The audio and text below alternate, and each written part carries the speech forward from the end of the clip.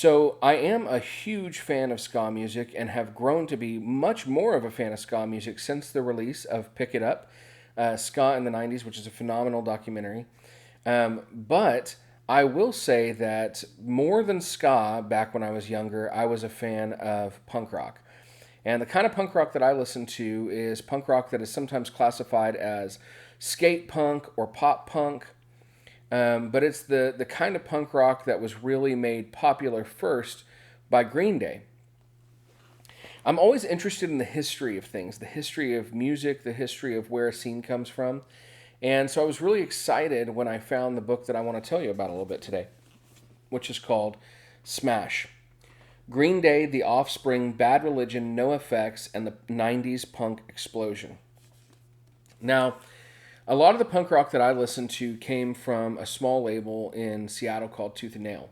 But I was also quite a big fan of specifically Green Day and The Offspring. Green Day Dookie was the first punk album I ever listened to, and Offspring Americana was definitely a soundtrack to my high school years.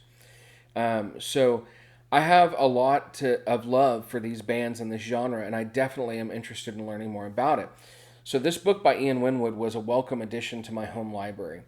And essentially, this talks about 1994 is a year that a lot of people credit with the sort of explosion of punk rock. And a lot of the bands that I love, like MXPX and Blink-182, were founded around 1992, 1994, that kind of era.